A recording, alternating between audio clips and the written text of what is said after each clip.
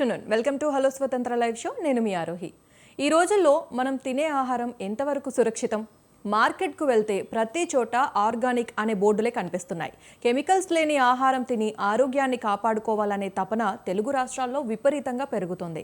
అయితే మనం ఆర్గానిక్ అని నమ్మి కొంటున్న వస్తువులు నిజంగానే ప్రకృతి సిద్ధమైనవా, లేక ఆర్గానిక్ అనే లేబుల్ వెనుక పెద్ద వ్యాపార మాయాజాలం జరుగుతుందా? సాధారణ వస్తువుల కంటే రెట్టింపు ధరలు పెట్టి కొంటున్న వినియోగదారులను నకిలీ ఉత్పత్తులతో ఎలా మోసం చేస్తున్నారు? అసలైన ఆర్గానిక్ ఉత్పత్తులను మనం ఎలా గుర్తించాలి? ప్రస్తుతం దేశంలో తెలుగు రాష్ట్రాలలో ఆర్గానిక్ మార్కెట్ స్థితిగతులతో పాటు దీని వెనుక ఉన్న లొసుగులను విశ్లేషించడానికి ఈరోజు మనతో పాటు ఉన్నారు ప్రముఖ ఆర్గానిక్ ఉత్పత్తుల నిపుణులు సౌజన్య గారు. సో ఆవిడతో మాట్లాడి మరిన్ని విషయాలు తెలుసుకుందాం. Hello Soujanya ma'am. అందరికీ నమస్కారం మేడం. నమస్తే ma'am, welcome to the show. Thank you madam. Yes ma'am, అసలు ఇప్పుడు ఈ ఆర్గానిక్ ఉత్పత్తులు అంటే ఏంటి, అలాగే ఈ సాధారణ పంటలకు ఇంకా ఆర్గానిక్ పంటలకు ఉన్న డిఫరెన్స్ ఏంటి?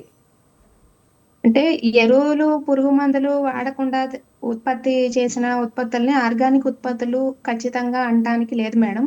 దానికి సంబంధించి కొన్ని ప్రమాణాలు మనం తీసుకుంటాము.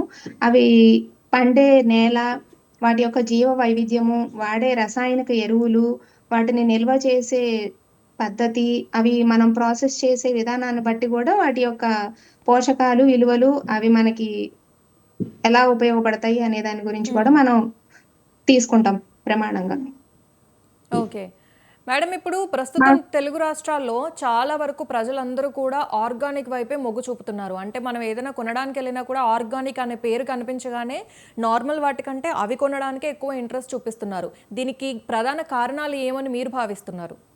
ప్రధాన కారణంగా ఏంటంటే మనకి అందరికి బాగా ఆరోగ్యం గురించి కేర్ తీసుకోవటము, వాటి గురించి విషయాలు తెలుసుకోవడం ద్వారా వాళ్ళు మనం ఏది తీసుకుంటే ఎక్కువ ఆరోగ్యంగా ఉంటాము, మన పిల్లలకి ఇంకా మంచి లైఫ్ ఇవ్వడానికి, వాళ్ళు ఇంకా మంచి హెల్త్ బెనిఫిట్స్ మనం ఎలా వాళ్ళకి ఇవ్వగలము అనే దాని గురించి అవగాహన పెరగడం ద్వారా ఎక్కువ ఇప్పుడు ఆర్గానిక్ ప్రొడక్ట్స్ వైపు మొగ్గు చూపిస్తున్నారు. సోషల్ మీడియాలో అనేక రకాలుగా మనకి ఇప్పుడు అన్ని విషయాల గురించి మనకు అందరికీ అందుబాటులోకి వచ్చేసినాయి. ఏది ఎట్లా ఉంటుంది, ఏది వాడితే మనకి మంచిది అనే దృష్టికోణంలో కూడా ప్రజలందరూ తెలుసుకొని ఆర్గానిక్ ప్రొడక్ట్స్ వైపు మొగ్గు చూపిస్తున్నారు. ఎస్. అయితే మరి ఈ రసాయన ఎరువులు ఏమీ లేకుండా పండించే ఈ ఆర్గానిక్ పంటలలో పోషక విలువల శాతం ఎలా ఉంటుంది? పోషక విలువల శాతం బాగా ఎక్కువ ఉంటుందని కాదు, బాగా తక్కువ ఉంటుంది అని కాదు. ఆ పోషక విలువల ప్రమాణం అనేది మనకి కొన్ని ప్రమాణాల మీద ఆధారపడి ఉంటుంది. అది పండించే నేలను బట్టి, అప్పుడు ఆ పంట పండే సమయంలో ఉండే వాతావరణ పరిస్థితులు, అది మనకి ఎటువంటి బ్రీడ్, ఏ రకమైన పంట మనం పండిస్తున్నాము అనే దాని గురించి, మనం ఏ టైంలో క్రాప్ అనేది తీస్తున్నాము, మనం పంట కోసే సమయంని బట్టి కూడా అది ఆధారపడి ఉంటుంది. మరియు మనం దాన్ని ఎలా నిల్వ చేస్తున్నాము, దాని పోషక విలువలు పోకుండా వాటిని ఎలా ప్రాసెసింగ్ చేస్తున్నాము అనే విషయాల మీద కూడా వాటి యొక్క పోషక విలువలు ఆధారపడి ఉంటాయి. ఓకే.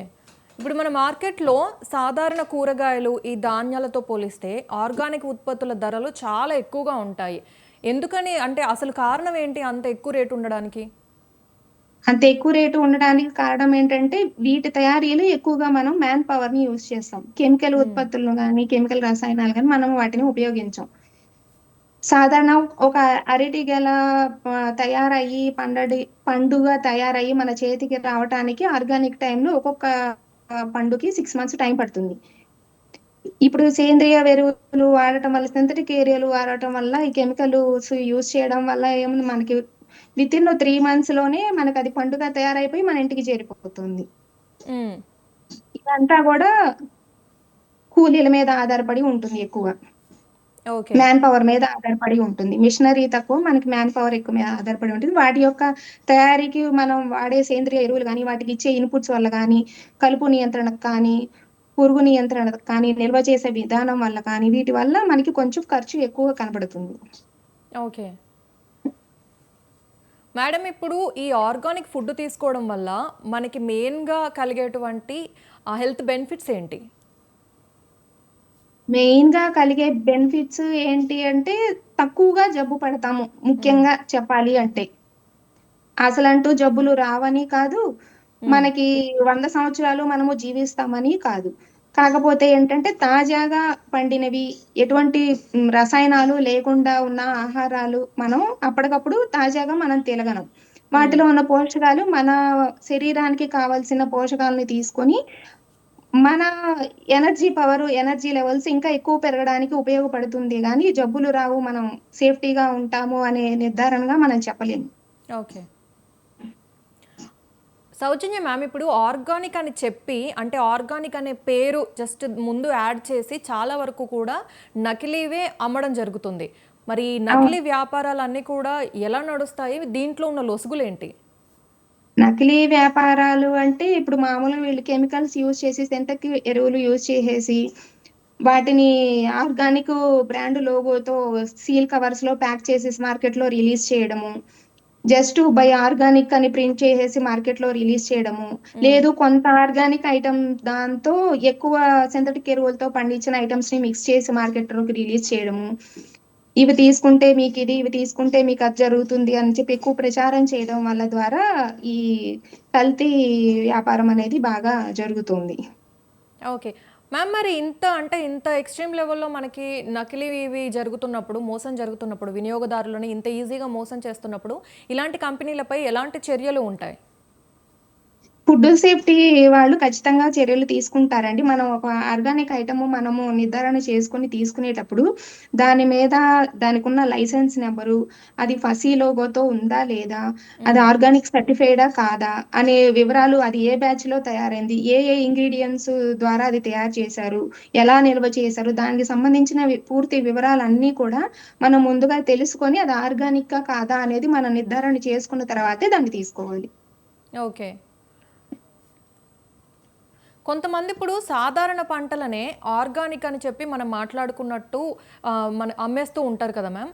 మరి ఈ అవును. పర్టిక్యులర్ మోసాలు చేసే వాళ్ళు ఎవరైతే ఉంటారో ఎవరి ప్రమేయం ఎక్కువగా ఉంటుంది?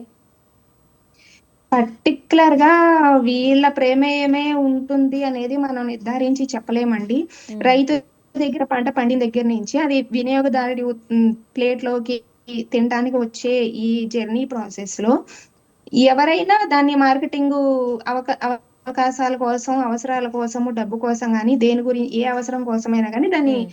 మార్పు చేసేయొచ్చు. అది పర్టిక్యులర్‌గా పలానా పర్సను, పలానా వ్యవస్థ, పలానా ప్లేసు అనేది మనం నిర్ధారించి చెప్పలేం మేడం. హ్మ్. మ్యామ్, ఇప్పుడు ఈ డిజిటల్ యుగంలో ఈ సోషల్ మీడియాలో కూడా ఈ మధ్య కాలంలో ఈ ఆర్గానిక్ ఫుడ్ అనేది చాలా ఎక్కువగా వస్తుంది. అంటే డైరెక్ట్‌గా మేము వాళ్ళ ఫార్మ్స్ చూపించి నేరుగా మీరు ఆర్డర్ చేసుకోవచ్చు.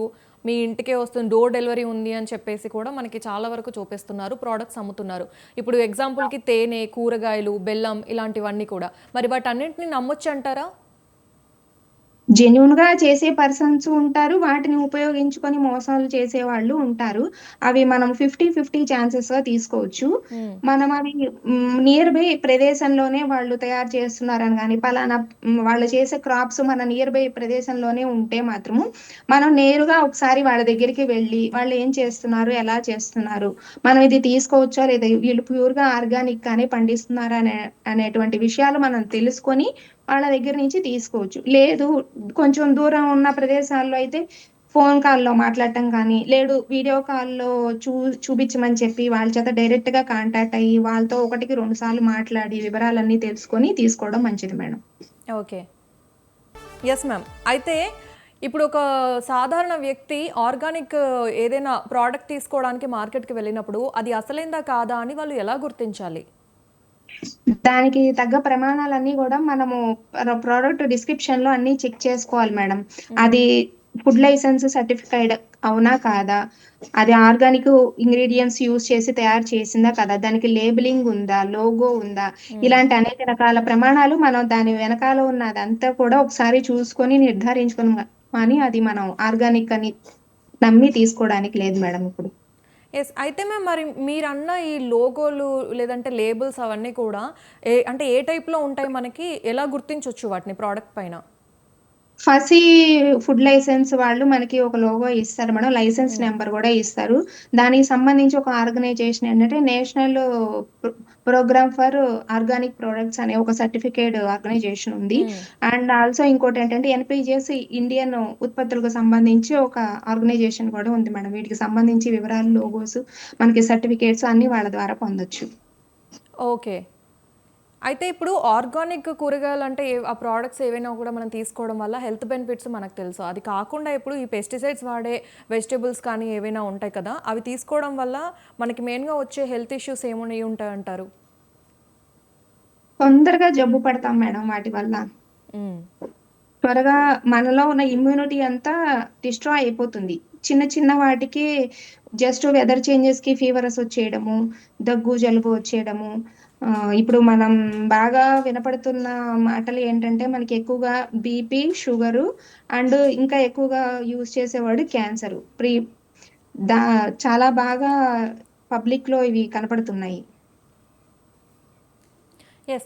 మ్యామ్ ఇప్పుడు ఈ ఆర్గానిక్ అంటే ఏమి పెస్టిసైడ్స్ వాడకుండా యూజ్ చేసి పండించే పంటలు ఏవైతే ఉన్నాయో అవి చాలా త్వరగా పాడవడం జరుగుతుంది. ఈ పెస్టిసైడ్స్ కానీ, అవును. కెమికల్స్ కానీ వాడేవి ఏవైనా కూడా చాలా రోజులు నిల్వ ఉంటాయి. రైట్?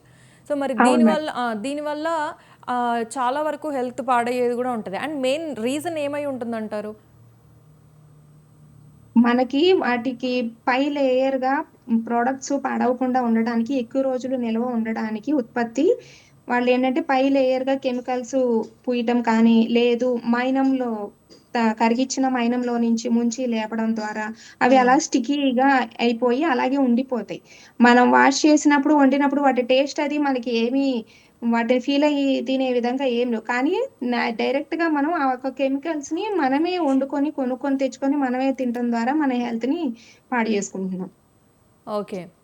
ఈ ఆర్గానిక్‌గా పండిన వస్తువులేంటంటే, ఏ కొంచెము వెదర్ చేంజ్ ఉన్నా, పురుగు వచ్చినా, హ్మ్. లేదంటే ఏ చిన్న ప్రాబ్లమ్ వచ్చినా కూడా అది దానంతట అదే డిస్ట్రాయ్ అయిపోతుంది. అది డిస్ట్రాయ్ అయ్యి మనం కనపడటం వల్ల మనం ఏం చేస్తాము, ఓహో! ఇది పాడైపోయింది. మనం ఇంక ఇది తినకూడదు అని చెప్పి బయట పడేసేస్తాం. హ్మ్. లేదు కంపోస్ట్‌గా అయినా యూజ్ చేసుకుంటాం. హ్మ్. ఈ కెమికల్స్ వాడటం వల్ల అది పాడయిందో, హెల్తీగా ఉందా, లేదంటే మనం అది తినే స్టేజ్‌లో ఉందా, లేదా కూడా మనం ఐడెంటిఫై చేయలేము. మనకు చూడటానికి చక్కగా మెరుస్తూ, గుండ్రంగా, సాఫ్ట్‌గా చూడటానికి చాలా బావుంటుంది. సో, ఇది హ్మ్. పర్వాలేదు మనం తినొచ్చు అని చెప్పేసి తినేస్తున్నాం.